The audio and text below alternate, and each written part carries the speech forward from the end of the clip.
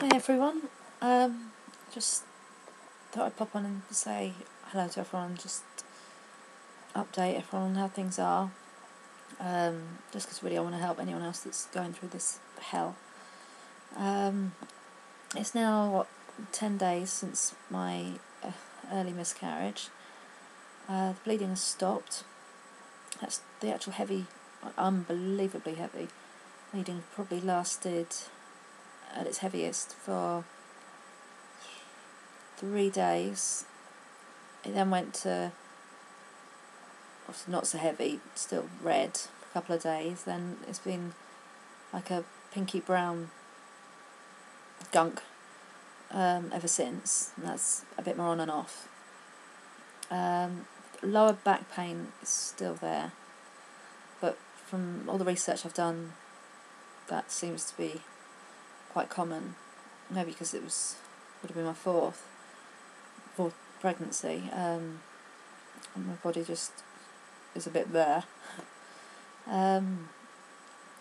Yes, I still got the back pain, still unbelievably tired. You can see I look a state still. I will one day actually make an effort to really make myself look better before I do one of these videos. One day.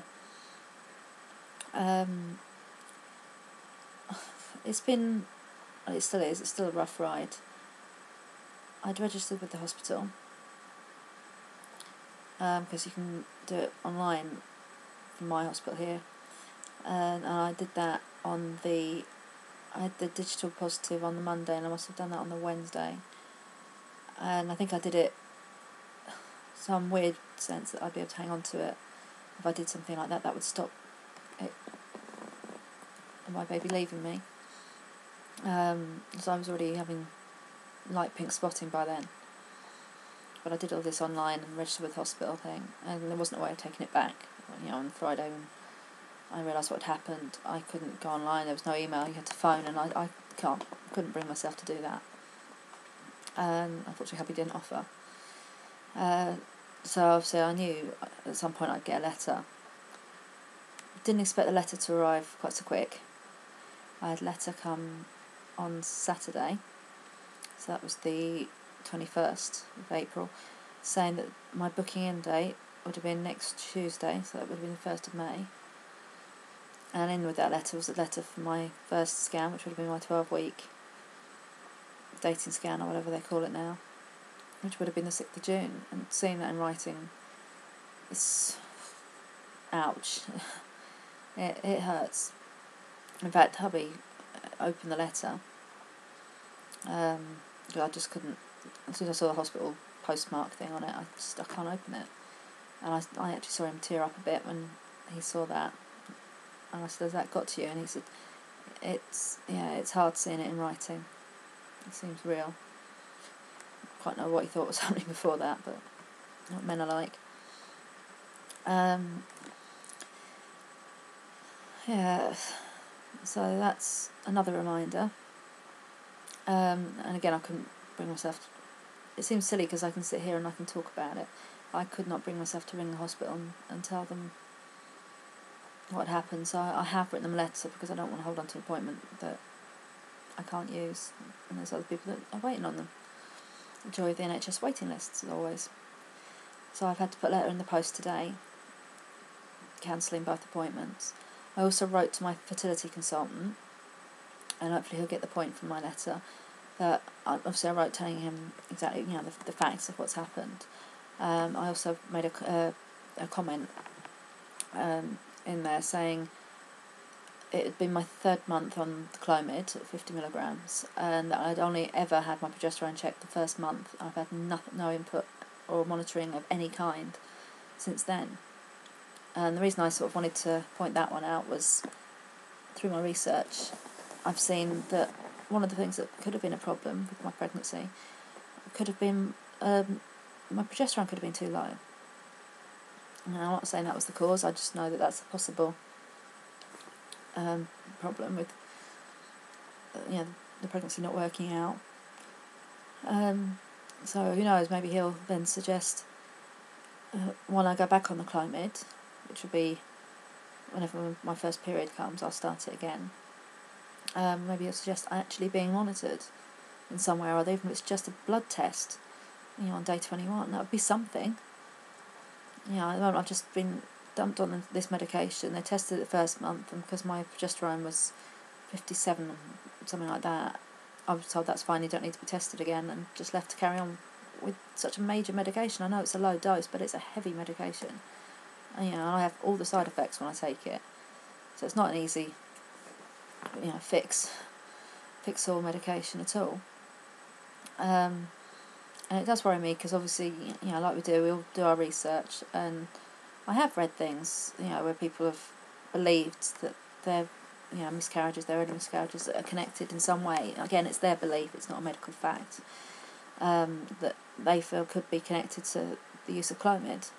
And that frightens the life out of you when you're on it, and this has happened once. I then think, well, if I don't fall pregnant without the Clomid, and I have to take it again, because 2.5 years, more than 2.5 years of trying, the only month I've had any pregnancy was third month of Clomid, so I can't help but believe Clomid works in that way. But then there's the fear of, as well as it working, is it what took it away from me? I don't know. I'm at that stage that, again, I suppose it's probably normal. I'm probably always going to feel like this. Still trying to work out why this happened. Why my biggest fear, in this secondary infertility thing came true. My big fear, which I remember saying to people a few times, was with it taking so long and wanting this so much, it would be the cruelest thing for me to finally get pregnant and to lose it, and that's what's happened to me. So that's horrible. Okay, another update is we have started trying again. I will say started trying, we've tried once. Because obviously I was still bleeding and losing stuff. And I was a bit, let's be brutally honest, I was scared stiff to try again. We're trying to stick as near as we can to what we did the month we conceived, which was, we did the deed, or baby danced, whatever you want to call it, every other day from about day 10, I think. Between 8 and 10, I can't remember which. And then when I got the positive GPOPK, we baby danced that day, then 2 days after. And I think that was it, actually, that month. So we're going to more or less follow that pattern. I'm still waiting on the positive OPK. I'm day 11 or day 12 today, depending on which day I count from. Obviously, what I'm counting from isn't a normal period, it's from the loss. But I've seen on here and read about other women doing it that way and counting it as as day one in their cycle, just to try and place yourself somewhere. And the only advice I had from my GP when I spoke to him on the phone was, again, through the whole miscarriage, I've not been seen by anyone. He said to me on the phone, I hope you are going to carry on trying. I said, yeah, we are. And I said, what do I do? When can I try again? How does this actually work? And he said, what we're advised to tell you is to wait for your first cycle, your first period, and start trying after that. And then he said that's purely so they can date any pregnancy that might happen.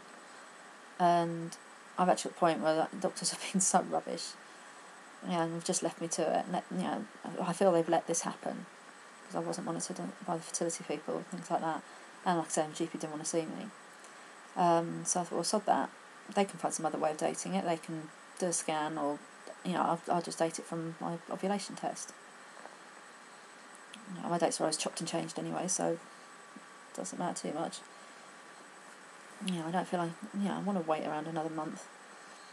And I particularly don't want another period.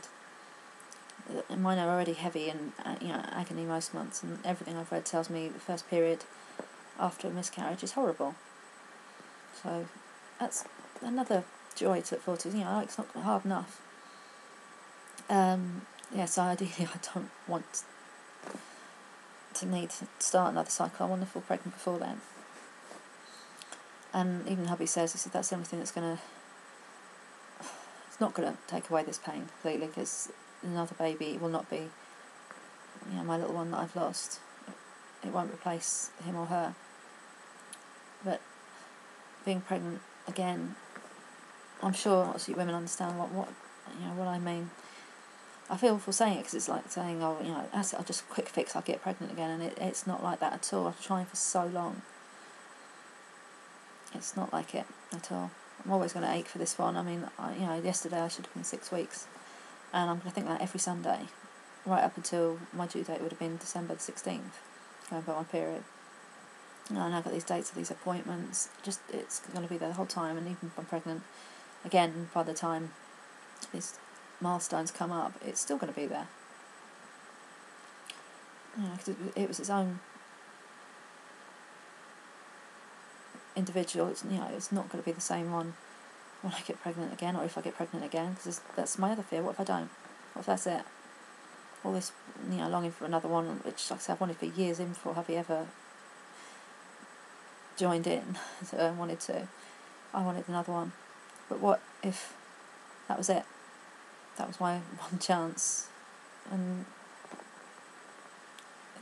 I couldn't do it. I do have that fear. Just again, it's probably telling me that's normal, but nothing feels normal at all. I swing between feeling absolutely heartbroken and upset to feeling so angry that this has happened, to feeling guilty, to wanting to hide from the world, or from that swinging to feeling like the world's hiding from me, because there are people that I'm not feeling supported by. Then I think, well, why should I expect that from people? It's not their loss. So we'll be trying again tonight, and I keep doing my ovulation tests. I'm going to have to order some more because I've got through millions. I have 2 packets of pregnancy tests up on the shelf waiting because they were on special offer online, and obviously hubby wanted me to buy some to check that my results were coming back negative, and they did. They went negative the end of last week, completely negative. So that was that. So yeah, just waiting for the IPKs to go positive, hoping for the best on that. Again, there's the upset of feeling I'm back to square one. We used pre-seed. That's another thing I wanted to mention for the first time a couple of nights ago. And we've always used Conceive Plus before, and that was sort of running out. And before, I fell pregnant last month, we ordered some pre-seed to try. Difference-wise, it was more how it's applied that was different. I hear my son coming down. Charlie.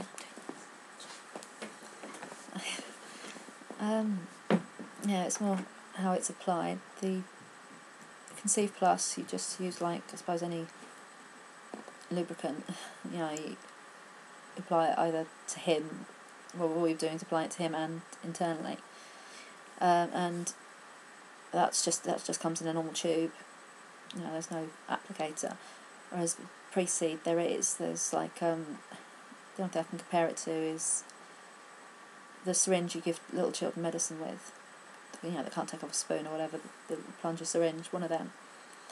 And you're meant to put, I think it's 3, I don't know what it measures in, is it milligrams or whatever it's measured in, as high up as you can, around 15 minutes before sex. I don't know why it's that, whether it's to allow it to get to where it needs to go. I don't really know the science of pre-seed, but as I say, because that's the first time we've tried that. I found that it was more liquidy than Conceive Plus, which I suppose is not a bad thing, just a messy thing. Other than that, I don't know quite what the differences are with them. I think pre-seed may be slightly more expensive than Conceive Plus, but I think they both basically do the same kind of job. Again, bought it online. I think I may have bought that from, it would either been eBay or Amazon UK, and I think it came with some free internet cheapy ovulation tests and some pregnancy tests, which are long gone. So other than that, we're just going to keep trying to heal. I end up at some point every day since in tears. Something will set me off. Like this morning, the letter arrived a couple of days ago for the hospital, but I was in tears looking at it today because I hadn't looked at it. And obviously I was going to write the letter to them, so I wanted to know the exact date and time so I could tell them to cancel my appointments. And that was hard because I didn't even know the scan letter was in there because hubby didn't bring himself to look at that. So that was upsetting. And I am the sort of person that those dates stay with me, and I will be thinking of them. I'm thinking of my little one. So I just wanted to add, I'm just looking at the time and I've been waffling on for 15 minutes. Sorry, but I've probably given up watching by now. I wanted to add a couple of comments on here. I watch as many, I don't know how many TTC videos I watch on here, on my vlogs, and obviously there are certain people I've sort of known for a while on here, and I've been quite sad lately to see there's a lovely young lady, I believe that's from America, lovely girl, Jessica, if you're watching this. I wanted to just actually give you some support out loud. I know we're friends on Facebook and I've done it on there and everything, but I'm hoping for the best for you this time. I really am. Ignore the negative people. I mean, we all have our up and down moments, but there are some people that just don't have the social skills. Maybe that's part of it, and don't sort of think, they can say what they like, freedom of speech and everything, but there are limits. You don't set out to undermine someone and upset them. And as for the hubby thing, I've got to mention that. Who cares? Call these men what you like. That's just being, my dad's favourite word would be pedantic, but petty and silly, I think, is the better way of putting that. I've got, I know blokes that call their other halves the missus and that, and they're not married, so it's no different. So don't you let any of those silly things worry you. And to everyone else, there are so many people. There's a lady that mentioned something really, really nice on my Devastated vlog, and I wanted to thank her because she's always saying the kindest things. That's trying for number 4. I think I may have got your name wrong. I'm sorry, but I'm sure you know who I mean. Thank you again. And just thanks to everyone. Thanks to everyone that is showing support and love. It means a lot. And I will keep you updated. And good luck with all your TTCing, BFPs, everything. Thanks again for listening. See you soon. Bye.